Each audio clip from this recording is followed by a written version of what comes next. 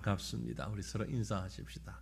반갑습니다. 잘 오셨습니다. 네, 고맙습니다. 함께 하게 된 시간이 하나님의 은혜로 또 충만하기를 원합니다. 하나님의 말씀을 우리 함께 나눕니다. 마태복음 22장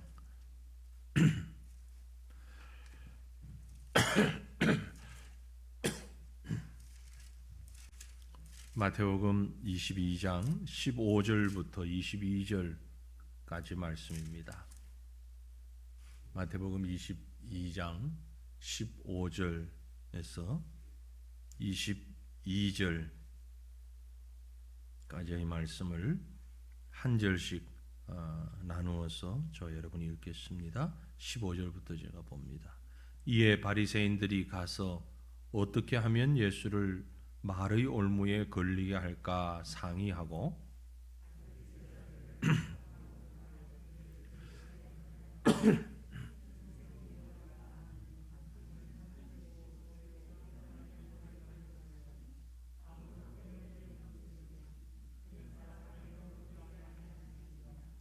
그러면 당신의 생각에는 어떠한지 우리에게 이르소서. 가이사에게 세금을 바치는 것이 옳으니까 옳지 아니하나이까 하니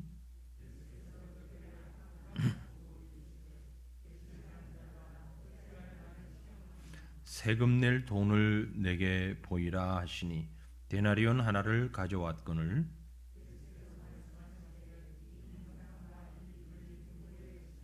이르되 가이사의 것이니이다. 이에 이르시되 그런즉 가이사의 것은 가이사에게 하나님의 것은 하나님께 바치라 하시니 그들이 이 말씀을 듣고 놀랍게 여겨 예수를 떠나가니라. 아멘. 예수님께서 예루살렘에 올라가셔서 성전을 청결케 하시고 또 무화과 나무의 열매를 구하시다가 그 없는 것을 보고 무화과 나무가 마르게 되는 사건, 그리고 우리가 지금 앞에서 있었는데 우리가 좀 넘어갔습니다마는 두 아들의 비유, 그리고 또 포도원 농부의 비유, 지난주에 생각했던 왕의 잔치 비유, 여기에 이르기까지 이 많은 사건과 이야기들, 가르침들, 그것은 한결같이 당시 종교 지도자들, 당시의 영적 지도자라고 하는 사람들을 상당히 부끄럽게 만드는 그런 일들이었습니다. 그러니까 이 당시 종교 지도자들,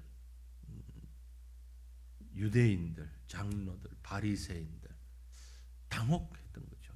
참 어떻게 할 수가 없는 겁니다. 그래서 이제 그들이 회의를 모입니다. 그런 건 회의라고 그러지 않고 작당이라고 그러죠. 오늘 말씀에서는 상의라고 했어요.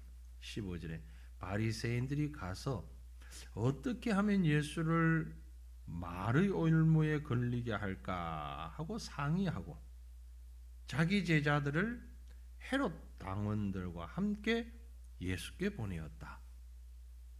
참 바리새인들 입장에서는 이게 지금 너무너무 급박한 거예요. 어떻게 해야 될지를 모르겠어. 그래서 헤롯 당원들과 함께, 이 헤롯 당원들은 뭐 그렇게 자기들하고 썩 좋은 관계는 아닙니다. 바리새인들 입장에서 볼 땐. 그러나 지금 예수를 잡아야 한다는 일념을 가지고 상의하고 전략을 짜고 의논을 하고, 그래서 내린 결론, 우리가 이 질문을 던지자. 그러니까 이건 어쩌다가 그저 갑자기 생각이 나서 나 질문이 있습니다, 그런 차원이 아니라는 거죠. 여러 사람이 모여서 심도 깊게 이야기를 하고 작전을 짜고 의논을 하고, 목적은 예수님을 어떻게 하면 깔아뭉갤 수 있을까? 말로 예수님을 곤란에 처하게 할 수 있을까? 그 목적을 가지고 의논을 했습니다. 그리고 가지고 나온 문제가 뭔가 하니까 자기들이 직접 간 것도 아니고 성경을 보시면 제자들을 보냅니다. 바리새인들이 아주 야비한 면이 있죠. 아주 야비한 면이 있어요. 제자들을 보내어가지고 우리가 가이사에게 세금을 바치는 것이 로마법이 아닌 율법에 비추어서 적법한가 그렇지 않은가 하는 질문을 합니다. 질문이라기보다 문제죠. 자기들이 만든 지금 아주 예수님을 곤경에 빠뜨리려고 하는 문제입니다. 뭘 알기 위한 것이 아니고 신앙 성숙을 위한 게 아니고, 이게 지금 예수님이 이 질문을 받으면 너무너무 난처할 거라는 생각을 하고, 왜냐하면 이렇게 답을 해도 문제고 저렇게 답을 해도 문제거든요. 로마가 지금 유대를 정복하고 있는 상황에서 유대인들은, 특별히 이 종교 지도자들은 로마의 그 지배를 매우 싫어한단 말이에요. 그리고 이 로마의 지배에 속해 들어가는 것은 하나님을 배신하는 거라는 생각을 가지고 있단 말이에요. 율법을 어기는 거라는 생각을 가지고 있어요. 그러니까 이 질문에 만약에 예수님께서 바쳐라, 그러면 로마 정권을 인정하는 게 되거든요. 그러니까 당신이 유대인의 왕이라며 메시아라며 그러면서 로마를 인정하고 로마 정부의 머리를 숙이라고? 이건 아니잖아. 충분히 그럴 수 있죠. 그럼 세금 바치지 마라. 그러면 실정법을 어기는 거예요. 어쨌든 지금 유대인들은 로마의 속국이기 때문에 세금 바치지 마라 그러면 로마 당국에 가서 이러는 거예요. 이 사람이 세금 바치지 마라 그랬어. 로마에 대항하라 그랬어. 그러면은 꼼짝없이 또 로마 권력에 의해서 잡혀가게 되는 이런 상황이란 말이에요. 문제를 자기들 나름대로 누가 만들었는지, 얼마 동안 고심하며 만들었는지 아주 빠져나갈 수 없는 구멍을 가진 문제를 딱 제시를 합니다. 그런데 예수님의 답은 의외로 간단하고 명쾌합니다. 주님이 주신 답은 뭡니까? 가이사의 것은 가이사에게, 하나님의 것은 하나님께 바쳐라. 문제 낸 사람이 흐트하게 뒤로 넘어갈 수밖에 없는 답을 주신 거죠. 이 질문과 대답, 이 질문과 대답이 오늘 우리에게 무엇을 생각하게 하는가? 자, 하나하나 말씀을 보시면서 기도하면 좋겠습니다. 먼저 우리가 살아가는 이 세상에서, 세상 속에서 끝없이 갈등하는 현실적 문제가 있음을 우리는 보게 됩니다. 말씀드린 대로 바리새인들은 어떻게 하면 예수를 말의 올무에 걸리게 할까 상의하고 접근합니다. 자, 15절 16절 말씀 보시면은, 이에 바리새인들이 가서 어떻게 하면 예수를 말의 올무에 걸리게 할까 상의하고 자기 제자들을 헤롯 당원들과 함께 예수께 보내어 말하되, 선생님이여, 우리가 아노니 당신은 참되고 진리로 하나님의 도를 가르치시며 아무도 끓이는 일이 없으시니 이는 사람을 외모로 보지 아니하심이니이다. 아주 예수님을 되게 존경하는 것처럼 보이죠? 실상은 그게 아닙니다. 지금 비꼬고 있는 거예요. 이제 꾸벅꾸벅 졸다가는 15절 16절 이 말씀 읽으면 아멘 그러고 있으면 지금 예수님을 비난하는, 아주 비꼬는 쪽에 아멘 하는 게 셈이 되는 거예요. 왜냐하면 언뜻 보면 말씀이 틀린 말이 아니잖아요. 당신은 참되고 진리로 하나님의 도를 가르치시며 아무도 끓이는 일이 없으시니 이는 사람을 외모로 보지 아니하심이니이다. 틀린 말 하나도 없잖아요. 정확하잖아요. 그런데 문제는 그 정확한 말을 지금 정확하게 고백하는 말이 아니고 비꼬며 하고 있다는 말이죠. 이제는 어떤 답을 하더라도 빠져나가진 못할 거야. 참 진리고 하나님의 손에 붙잡힌 자라고 큰소리 뻥뻥 쳤지만 이젠 꼼짝없어. 당해봐. 이런 마음으로 지금 기름칠하는, 외적으로 그저 살짝 아름다움을 입히는 그런 말이 된 것입니다. 왜냐하면 지금 바리새인들은 예수님이 자기들에게 큰 위협적 존재라는 사실을 이미 앞에서 말씀드린 몇 가지의 사건과 말씀을 통해서 깨닫게 되었습니다. 그래서 아주 이때만 해도 참 고상한 차원에서 딜레마를 예수님에게 던져주려고 하는 거죠. 이게 악한 사탄 마귀가 하는 짓입니다. 우리가 신앙생활을 하면서 어떤 문제가 명쾌하게 정리가 될 때가 있다면 얼마나 좋습니까?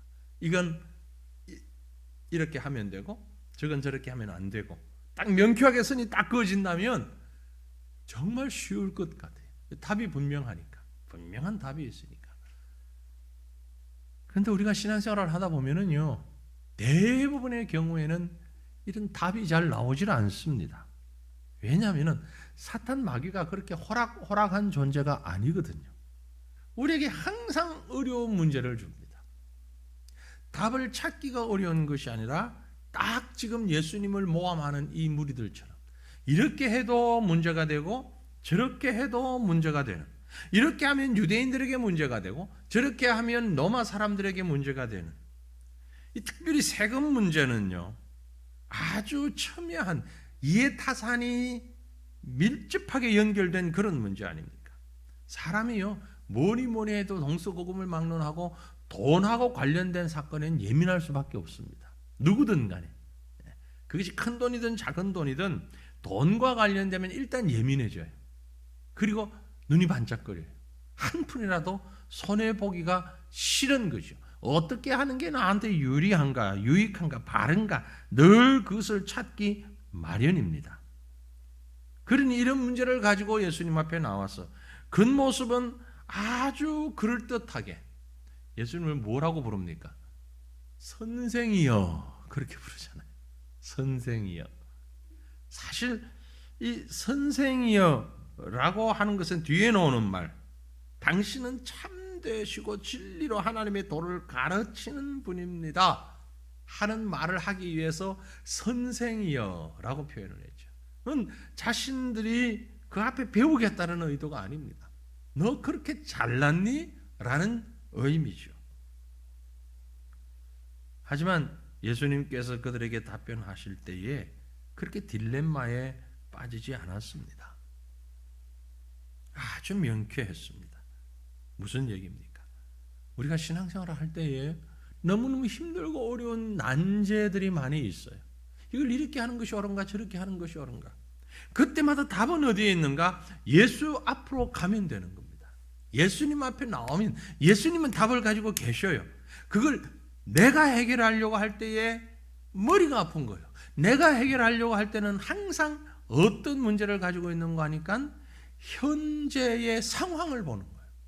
나를 감싸고 있는, 아니면 우리에게 주어진 그 현실을 보니까 이러지도 저러지도 못하는 딜레마에 빠지는 거죠. 지금 한참 우리 교회를 향해서 공격해오고 있는 이슈 가운데 우리나라에서는 동성애 문제지 않습니까? 그런데 여러분 아시는 것처럼 동성애를 찬성하는 분들이 있어요. 교회 안에도 말이에요.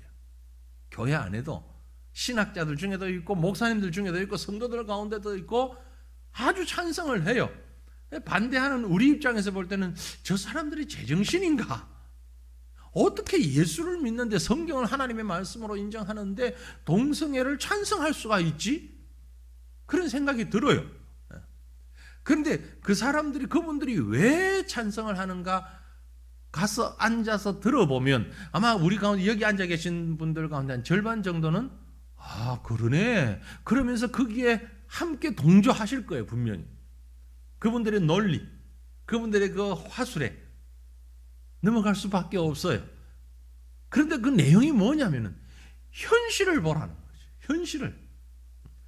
지금 태어나가지고 자기도 원치 않는데 남자가 자꾸 여자의 모습을 가지게 되고 성장하면서 아니 나는 분명히 남자인데 여자가 좋은 게 아니라 남자가 좋아. 이성적인 매력을 자꾸 남자가 남자에게 느껴지고 이걸 내가 하려고 하는 게 아니고 자꾸 그렇게 되고 있는데 이런 현실을 보고서 어떻게 그걸 그럼 그 사람들은 어떻게 하라는 얘기냐? 하나님이 사랑이지 않느냐? 그 사랑을 우리가 외면하느냐? 그리고 이제 논리로 설득에 들어오면 절반은 안 되려나? 한 3분의 1은 되려나? 여기 계신 분 가운데 그러네? 그러네? 그리고 이제 고민에 빠지는 거예요. 야, 이게 어느 게 맞지? 어떤 게 맞지? 근데 가만히 들어가 보면 고민에 빠지는 이유가 뭔가 하니까 하나님의 말씀이 기준이 되어서 고민하고 있는 게 아니고 말씀은 잠깐 덮어놓고 현재 눈앞에 있는 현실을 보는 거예요. 현실을 보면서 고민하다가 말씀을 생각만 하는 거예요. 말씀만 생각만 하다 보니까 이 말씀 저 말씀 다 혼합이 되는 거예요. 혼합이 되면서 크게 내 머리를 때리는 건 사랑이라는 단어예요. 사랑이라는 단어. 하나님이 무엇을 싫어하시고 무엇을 금하셨는가에 대해서는 생각이 나지 않고 사랑이라는 단어만 생각나는데 현실을 보니까 그래 사랑해야지. 그럼 우리가 인정할 수밖에 없잖아 라는 얘기가 되는 것이죠. 결국 뭐 그 한 가지 문제만이 아니라 지금은 낙태 문제도 있고요. 여러 가지 문제가 있습니다. 그런 문제들을 생각할 때에 제일 중심이 뭐가 있냐면은 현실이라는 것이 내 앞에 있는 거예요. 현재의 상황을 놓고 판단을 하려고 하다 보니 저도 여러분도 얼마나 죄악된 존재며 얼마나 우리의 지식이 제한적이며 우리가 얼마나 무능한 존재입니까? 이 무능한 존재의 도구를 가지고 현실을 판단하려고 하니까 자연스럽게 신앙적인 내용은 뒤로 밀려갈 수밖에 없는 것이죠. 그래서 고민에 빠지는 겁니다. 이러지도 저러지도 못하는 현상을 딜레마라고 얘기하는 거예요. 신앙적인 딜레마에 빠지는 거예요. 특별히 이제 젊은이들일수록 그 딜레마에 빠지는 것이 현실 문제가 더 크게 보이거든요.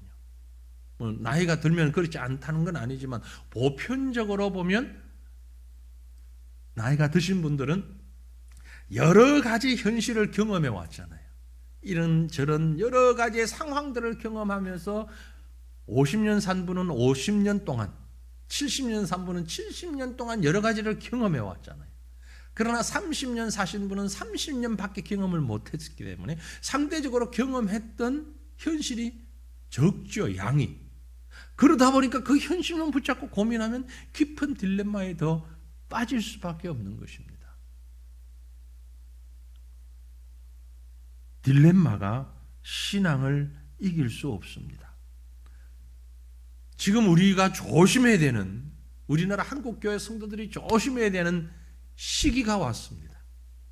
가끔 이 시기가 이렇게 사이클처럼 돌아옵니다. 선거철이에요.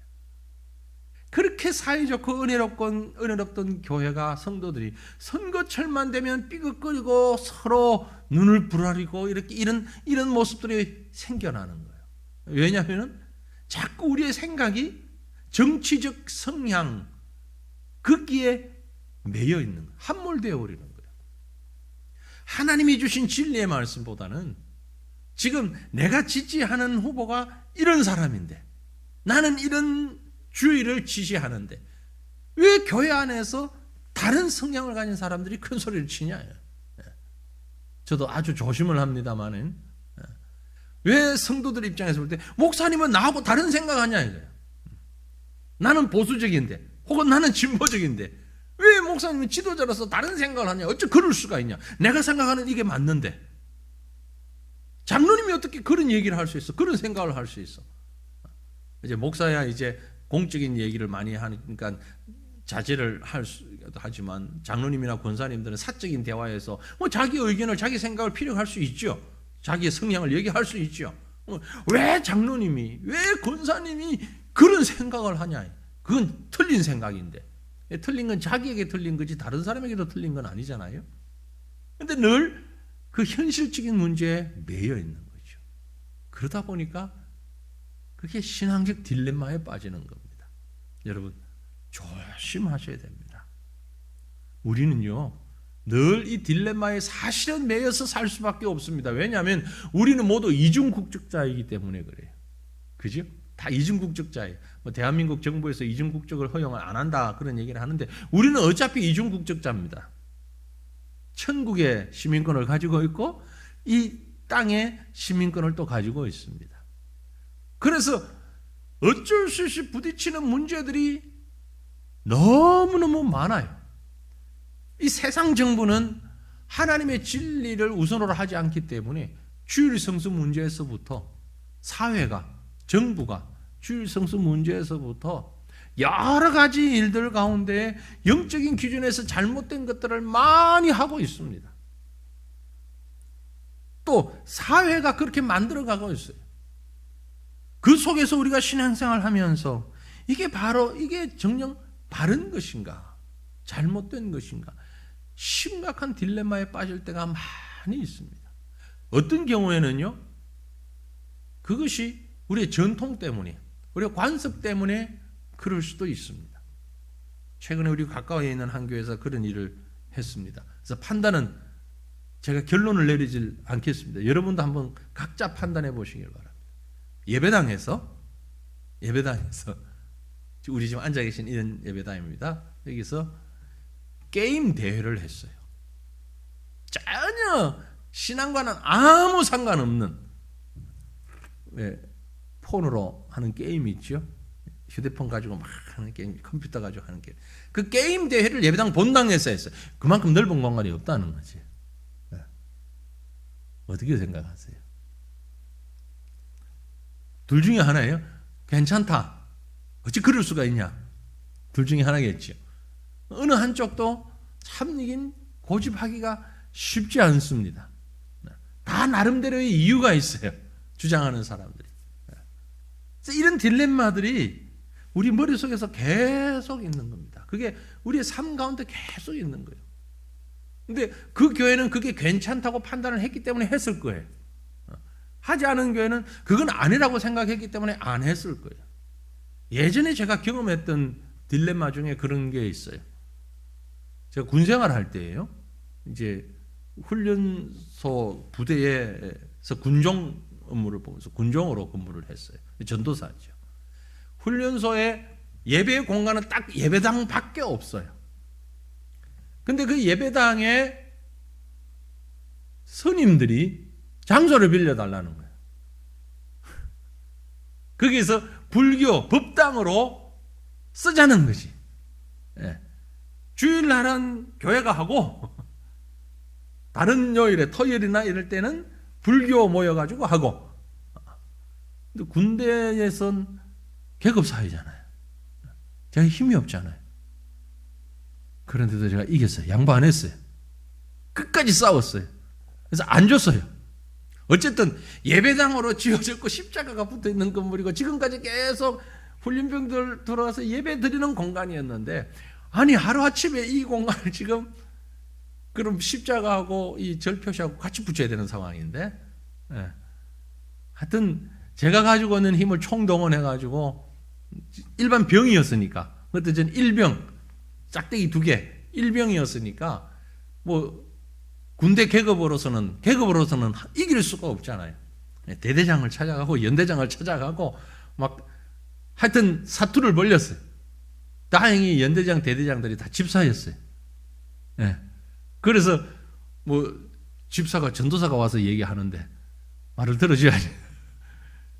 대대장도 주일날 예배드리러 와가지고 전도사님 그랬으니까 군대에서 하여튼 이기긴 했는데, 이런 딜레마들이 그 당시에 군 부대에 곳곳에서 일어난 거예요. 왜냐하면 정부 시책이 전군 1종교 하고 시책이 내려간 거예요. 참 대단한 사람들이죠, 그죠? 무조건 군인이 한 가지씩 종교를 가져라. 그러니까 아시다시피 대한민국 국민의 절반이 종교가 없는데 무조건 종교 가져라. 그리고 종교 행사 해라. 어디서 하든지 해라. 부대 안에서 해라. 그러니까 부대에서도 행정적으로 방법이 없잖아요. 어떻게든 뭐 넓은 공간에 모여야 되니까 예배당 있네. 저기서 그 천주교도 모이고 불교도 모이고 다 모이자. 일단 병사들 한 사람씩은 다 넌 뭐야? 없어? 그럼 넌 기독교해. 너는 불교해. 다 지금 몇 개 가지고 무조건 모여야 될 상황이니까. 군대라는 곳이 그렇습니다. 참 우리가 이 생활하다 보면 그와 유사한 이런 딜레마에 빠질 때가 얼마나 많은지 모릅니다. 갈등 속에 빠질 때. 여러분 기억하십시오.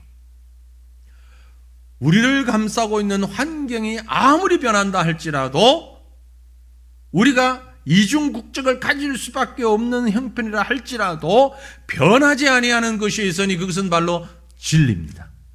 진리는 변하는 것이 아닙니다. 그것이 변한다면 진리가 아닙니다.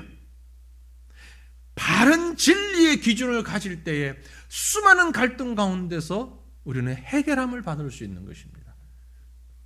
예수님이 오늘 이 시험 앞에, 이 질문 앞에 서서 영적 기준을 바르게 가지고서 진리로서 그 딜레마를 이겨내셨던 것을 우리가 기억하면서 여러분, 저와 여러분이 하나님의 말씀의 진리 위에 굳게 서기를 원합니다. 어떤 생각, 어떤 누구의 말, 어떤 환경이 아니라 오직 하나님의 말씀이 진리입니다. 그 위에서는 저와 여러분이 되시기를 간절히 바랍니다. 우리 이 제목을 가지고 한번 기도했으면 좋겠습니다. 하나님, 오직 여호와 우리 하나님만을 바라보며 바른 영적인 기준을 가지고 살아가게 하옵소서.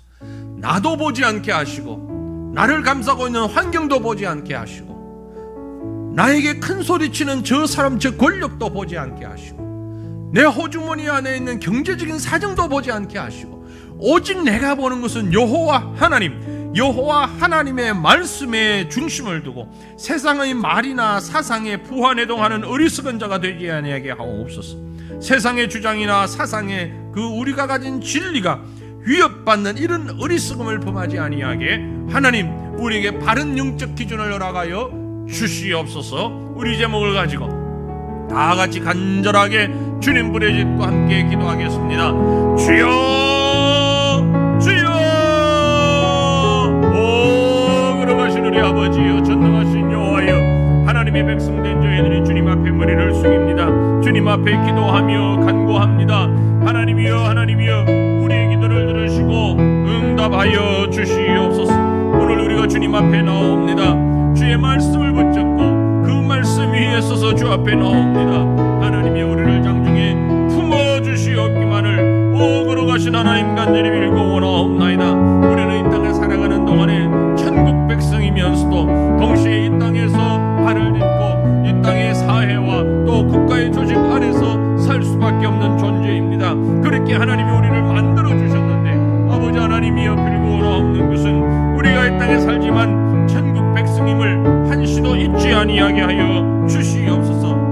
악한 사탄 마귀는 여러 가지 방법으로 여러 가지 자신의 지혜를 다 동원하여서 우리를 곤란에 빠뜨리기 위하여서 우리로 하여금 잘못된 것을 바라보고 잘못된 기준을 가지고 갈등하며 주의 말씀에서 떠나도록 우리를 유혹하고 우리를 시험하는 때가 너무나 많이 있음을 주님이 아십니다. 하나님이여, 주님 은혜를 더하여 주시옵소서. 우리가 진리를 진리답게 볼 수 있는 믿음의 사람 될 수 있도록 도와주시옵기를 원합니다. 바른 영적 기준을 가지고 살아가는 하나님의 백성들이, 하나님의 자녀들이 되도록 은혜를 더하여 주시옵소서. 아버지 하나님의 세상의 말이나 세상의 사상에 부안해동하는 어리석은 자가 되지 아니하게 하여 주시옵기를 원합니다.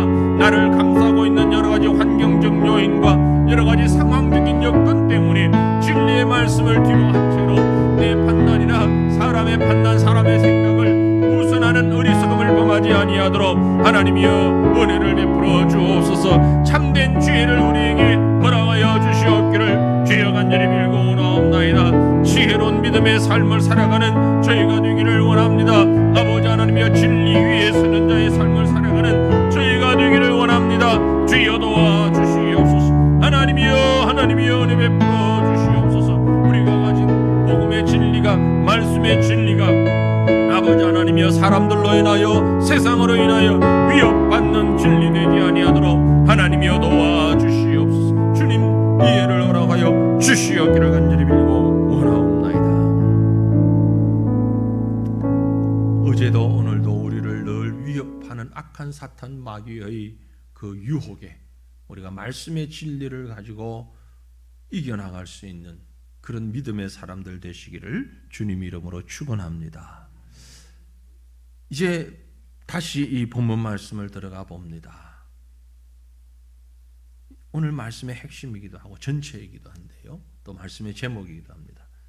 내 삶을 다스리는 진정한 왕은 누구인가?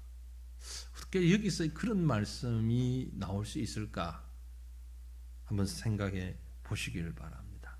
왜 제가 여기서 진정한 왕이라는 표현을 여러분에게 지금 드리고 있는가? 바리새인들의 제자들은요, 결국 자기 본색을 드러내며 예수님에게 질문을 하며 예수님의 생각이 무엇입니까? 라고 요청을 했습니다. 17절로 19절 말씀을 다시 한번 보면은요, 그러면 당신의 생각에는 어떠한지 우리에게 이르소서. 가이사에게 세금을 바치는 것이 옳으니까 옳지 아니하니까? 이 질문입니다. 가이사에게, 로마의 황제, 로마의 왕에게. 가이사는 사실 로마의 황제인데 신이라고 생각을 하고 있거든요. 신이 된 사람이에요. 그 가이사에게 세금을 바치는 것이 옳습니까? 옳지 않습니까? 앞에서 제가 말씀드린 대로 이게 단순한 문제가 결코 아니었던 것은 분명합니다. 정치적으로 지금 올무에 걸리거나 영적으로 올무에 걸리거나 둘 중에 하나죠. 그래서 18절에 예수께서 그들의 악함을 아시고 이르시되, 전지전능하신 하나님이시기 때문에 그들의 마음도 아시는 거죠. 그들의 악함을 아시고 이르시되, 외식하는 자들아, 겉모습만 번지르하게 장식하는 자들아, 어찌하여 나를 시험하느냐? 예수님은 시험하는 걸 선명히 아셨습니다. 그리고 말씀하십니다. 세금 낼 돈을 내게 보이라. 가이사에게 세금을 바치는 것이 옳습니까? 잘못됐습니까? 하는 악한 질문을, 외식하는 질문을, 시험하는 질문을 예수님이 아십니다. 그리고 그 돈을 내게 보여달라라고 말씀하십니다. 왜 보여달라고 했는가 하니, 당시에 로마의 화폐에는 가이사 아구스토가 신의 아들이다라는 글귀가 쓰여 있는 거예요. 그리고 가이사의 초상이 있는 거예요. 우리도 동전에 또 지폐에 신사임당도 있고 율곡도 있고 있잖아요, 그죠? 이순신의 거북선도 있고, 그 동전에 가이사 아구스토는 신의 아들, 이런 문구가 적혀 있는 겁니다. 그렇기 때문에 여호와 하나님을 믿는 유일신 신앙에는 정면으로 위배되는 것이죠. 그런데 여기서 우리는 조금 당시의 사회를 이해를 해야 될 필요가 있습니다. 뭔가니까요, 로마가 유대인들을 점령했습니다. 그리고 모든 정치를 유대적으로 만들고 갑니다. 돈을 만들었어요. 말씀드린 대로 가이사는 신의 아들이라는 글이 새겨진 동전을 만들었습니다. 그런데 유대인들은 이걸 절대 쓸 수 없다고 하는 거예요. 우리는 그걸 못 쓴다. 절대 쓸 수 없다. 그래서 당시 로마 정부가 상당히 이 부분에 있어서는 또 젠틀한 부분도 없잖아 있었어요. 아주 완악한 부분도 있지만, 그러면은 유대인들 너희들끼리 사용하는 통화를, 돈을 따로 만들어서 써도 좋다 하고 용인을 해준 거예요. 용납을 해줬어요. 그래서 유대인들이 일상생활을 할 때는 유대인 돈을 쓰는 거예요. 왜? 가이사가 신의 아들이라는 글이 쓰여진 이 돈을 쓸 수가 없다고 바리새인들이, 유대인들이 아주 강력하게 주장을 하니까 로마 정부에서 허락을 해줬어요. 그래서 유대인들은 자기들끼리 생활할 때 이 돈을 사용하고, 성전에 가서도 이 돈을 쓰고, 누군가가 돈 바꾸는 사람은 있겠죠. 지난번에 성전을 얘기할 때 성전 안에서 쓰는 돈이 또 따로 있다고 그랬잖아요. 그러니까 한 나라 안에서 돈의 종류가 여러 가지가 있는 거예요. 우리나라에 예를 들어서 한국 돈만 쓰고 있잖아요. 그런데 어느 정도 이제 이 경제가 막 외향적이고 이러다 보면 달러도 사용될 수도 있을 거예요. 지금 좀 경제적으로 어려운 나라에 가면 달러를 직접 사용할 수도 있거든요. 물론 법적으로 뭐 금하는 것도 많이 있긴 하지만 그래도 실질적으로 달러를 쓸 수도 있는 거예요. 그럼 달러하고 자기 나라 돈하고 두 가지를 쓰는 거잖아요. 그처럼 로마 돈을 쓰면서 유대 돈을 쓰는 거예요. 그런데 문제는 세금을 낼 때는 유대인 돈은 받아주질 않는 거예요. 그걸 세금을 낼 때는. 그래서 이걸 환전을 해가지고 로마 돈으로 세금을 지불해야 하는 겁니다. 자, 그렇다면 한번 생각해 보십시오. 처음엔 이게 확실히 구분이 됐을 거예요. 그런데 시간이 지나면 어떻게 될 것 같습니까? 좀 이게 그 경계가 느슨해지죠. 꼭 세금 낼 때만 로마 돈을 써야 되는데 이건 반드시 있어야 되는 돈이잖아요. 로마 돈은 반드시 있어야 되는 돈인데 유대 돈은 유대인들끼리 생활할 때만 사용되는 돈이니까 유대인들이 혹 로마인이 장사하는 가게에 가서 물건을 살 수도 있잖아요. 그럼 그땐 그 가게 주인이 야, 우린 그 돈 안 받아. 로마 돈 가지고 와. 그러면 로마 돈을 줘야 하잖아요. 이러다 보니까 자연스럽게 유대인들은 두 가지 돈을 다 쓰는 셈이 돼버리는 거죠. 이것도 쓰고 저것도 실생활에서 쓸 수밖에 없잖아요. 이게 시간이 길어지면 이제 혼동스러워지는 거죠. 그래서 막 한꺼번에 넣고 이거 달라면 이거 주고 저거 달라면 저거 주고 할 수가 있는 거죠. 예수님 당시에는 이미 거기에까지 가 있는 겁니다. 예수님이 지금 세금 낼 돈을 가져와라. 그러니까 얼른 자기 주머니에서 그걸 끄집어내서 준 거예요. 문제가 생겼죠. 우리는 여기서 간과하고 있는데요. 뭘 간과하고 있습니까? 왜 바리새인의 제자들이 그 돈을 가지고 있었느냐는 거죠. 로마 돈을 왜 가지고 있었느냐. 실상 가지고 있으면 안 되는 돈이었잖아요. 가지고 있으면 안 되는 거였어요.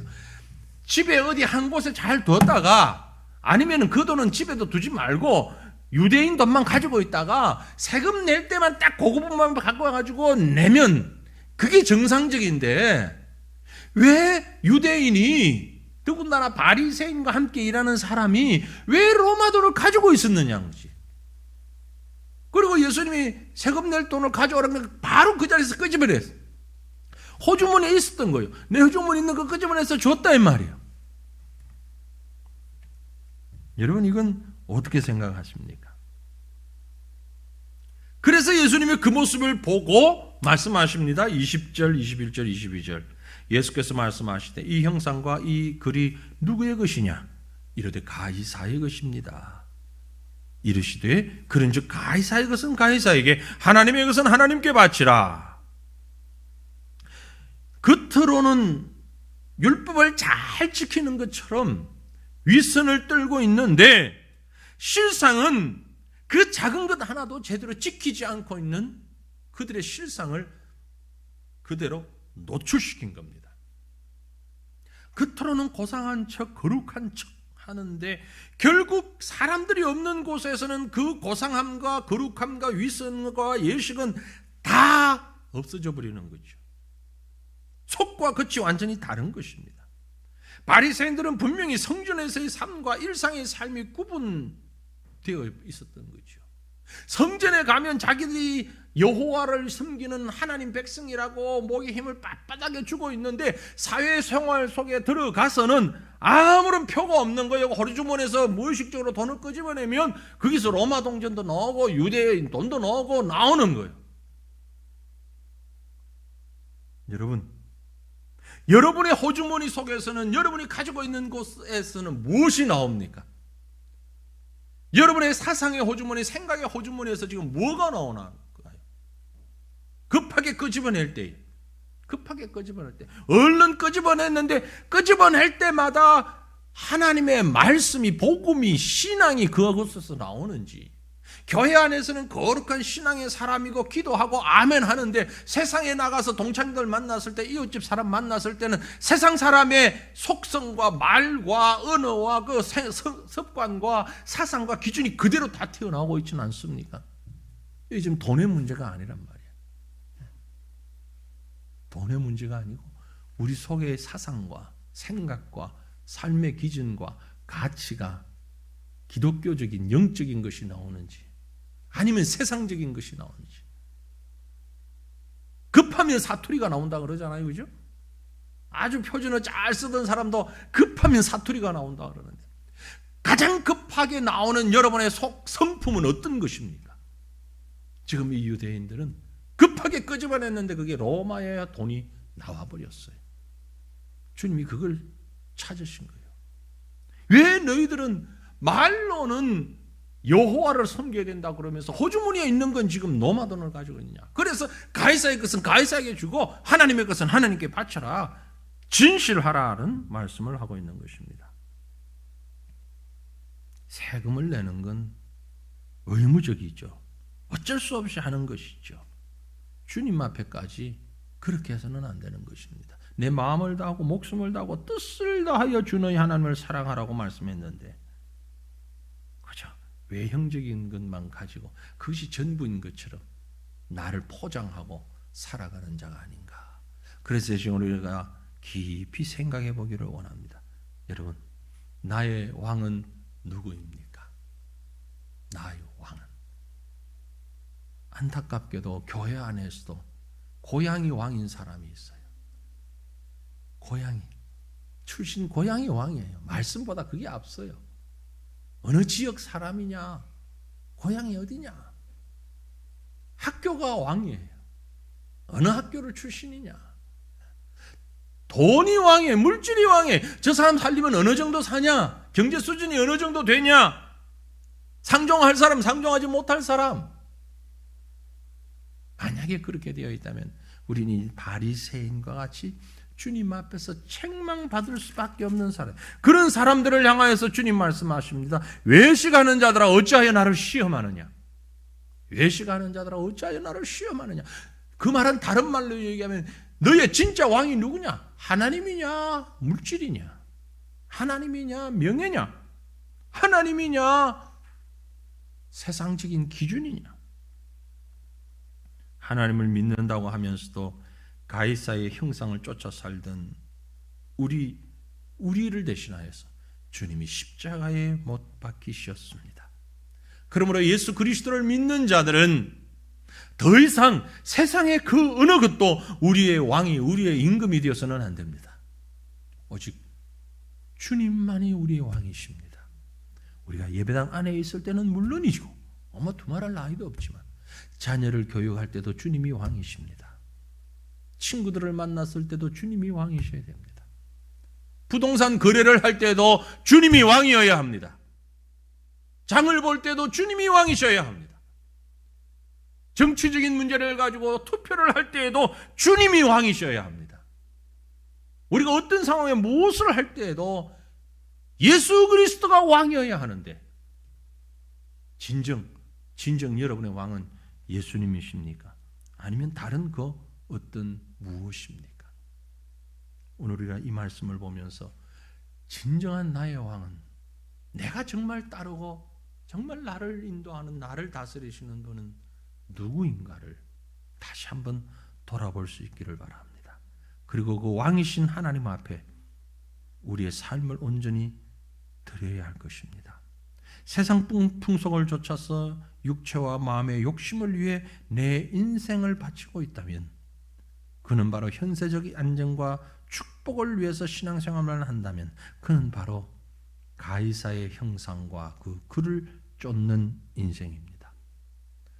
하나님을 믿는다 하지만 가이사의 형상을 쫓아 살던 우리, 이제는 십자가에 다 내려놓고 우리의 소유, 우리의 생명, 우리의 마음, 뜻, 성품, 목숨 다하여 우리 왕이신 주님만을 섬기고 그분을 따르는 바른 진리의 신앙을 가진 저와 여러분 되시기를 주님 이름으로 축원합니다.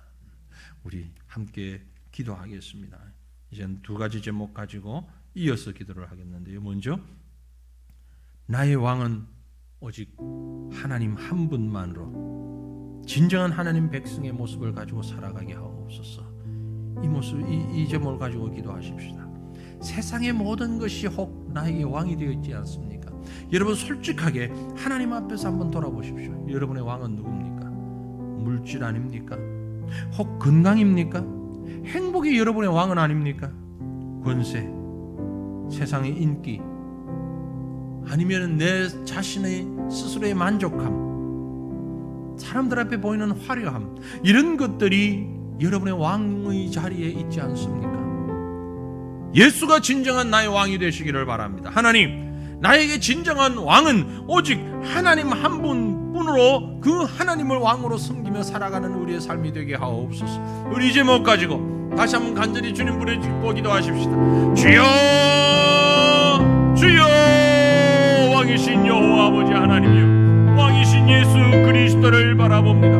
우리가 입술로는 예수 나의 왕이라고 고백하면서도, 입술로는 주님이 나의 왕이라고 얘기하면서도, 실상은 우리 호주머니 속에는 다른 것을 만지작거리고 내가 가진 틈 속에는 또 다른 것이 가득하여서 내가 다급하여 끄집어낼 때에는 예수 외에 다른 어떤 것들이 너무나 많이 나오고 있는 것을 주님이 아십니다. 하나님이여, 용서하여 주시옵소서. 우리가 오직 예수 그리스도를 왕으로 섬기고 있다. 그로 인하여 모든 우리의 가치의 기준과 생명과 우리의 삶의 모습들이 왕이신 여호와 우리 하나님을 따르는 삶이 되어야 하겠는데, 천국 백성의 모습을 가지고 살아야 하겠는데, 우리는 지속적으로 세상의 여러 가지 모습들로 혼합되어 있는 안타까운 모습을 보게 됩니다. 아버지 하나님, 용서하여 주시옵소서. 용서하여 주시옵소서. 참 왕이신 예수 그리스도를 바라보며 그 앞에 우리 자신을 모든 것 내려놓고 살아갈 수 있는 믿음의 사람 될 수 있도록 하나님이여 도와주시옵기를 간절히 빌고 원하옵나이다. 오, 걸어가신 우리 아버지 하나님이여, 우리의 가장 소중한 것이 무엇인지, 내게 가장 귀하고 내게 꼭 필요한 것이 무엇인지 날마다 우리 자신을 점검할 수 있는 이런 믿음을 허락하여 주시옵기를 주여 간절히 빌고 원하옵나이다. 주님을 바라봅니다. 주님을 의지합니다. 주님을 따라갑니다.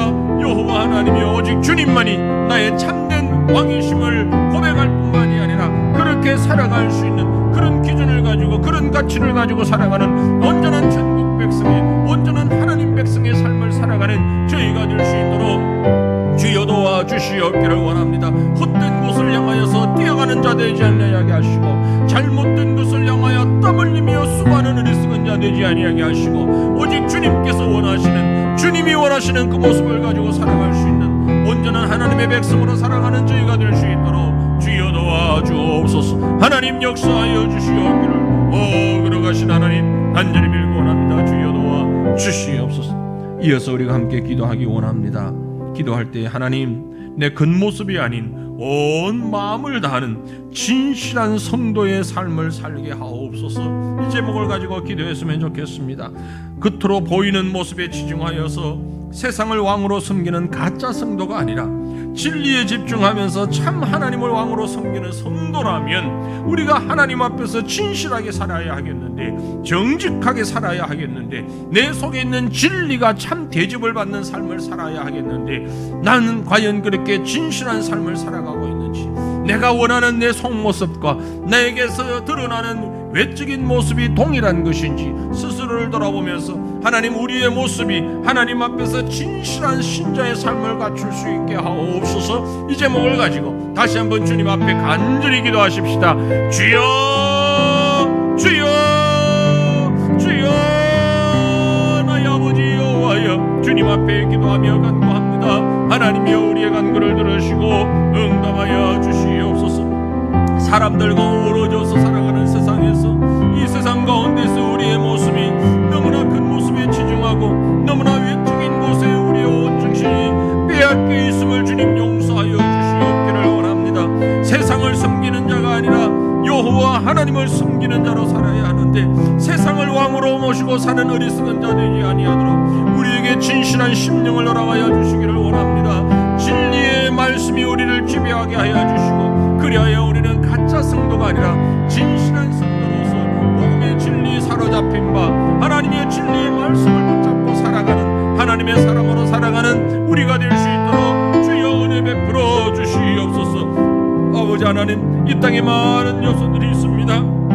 많은 가치가 있고 많은 기준들이 있습니다. 그런데 진리가 참된 가치로 인정받지 못하는 그러한 세상이 너무나 많이 있는데, 그런 때가 너무나 많이 있는데, 하나님, 우리가 그런 세상을 따라가는 어리석고 연약한 자 되지 아니하기를 원합니다. 진실하며 정직하며 온전하며 순전한 모습으로 하나님의 말씀 붙잡고 그 그 진리 위에 서서 주님과 함께 동행하는 우리의 삶이 될 수 있도록 하나님 도와주시옵소서. 오직 예수 그리스도만이 나의 진정한 진리이며 나의 진정한 생명이며 나의 진정한 왕이심을 높이며 살아갈 수 있는 하나님의 백성 될 수 있도록 주여 도와주시옵소서.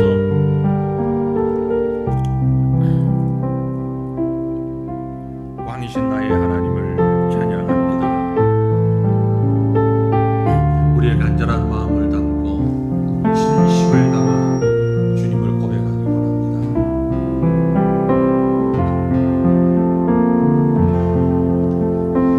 왕이신 나의 하나님, 내가 주를 높이고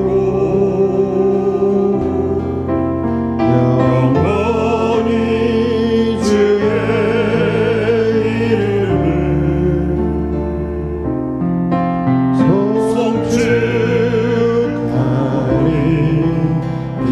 왕이신 나의 하나님, 왕이신 나의 하나님,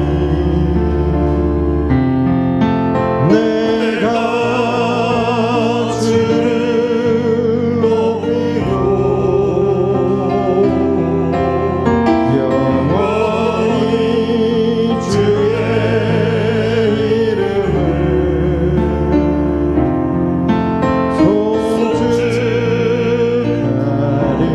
같이 눈을 감고 간절한 마음으로 왕이신 나의 하나님이여, 왕이신 나의 하나님, 내가 주를 높이고 영원히 주의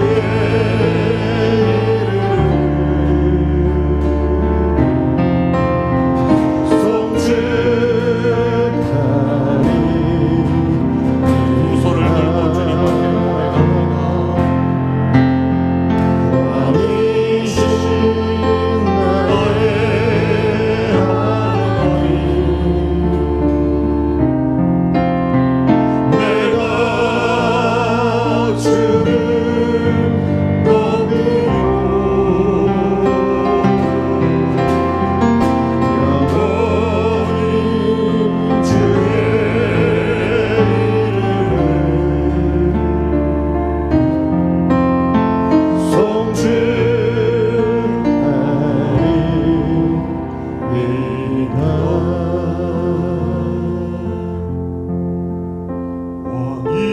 왕이신 나의 하나님, 내가 주를 높이고 영원히 주의 이름을 송축하리이다.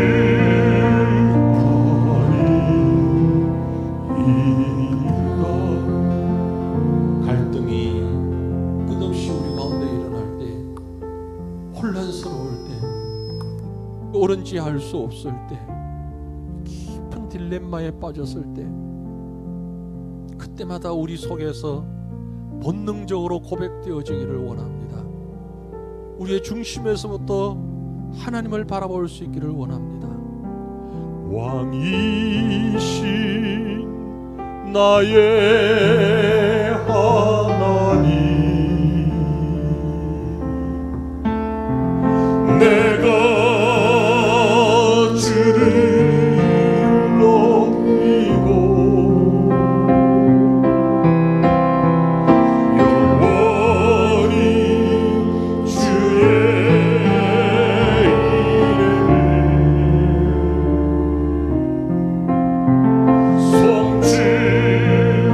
송축하리.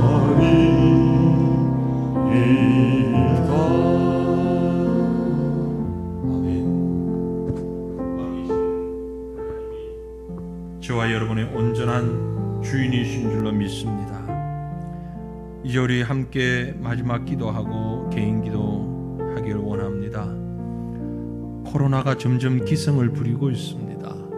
회복해야 하는데 회복은커녕 뒷걸음질 치지 않을까 참 여러 가지 염려되는 마음이 많이 있습니다. 하나님, 회복하게 하옵소서. 다시 일어나게 하옵소서.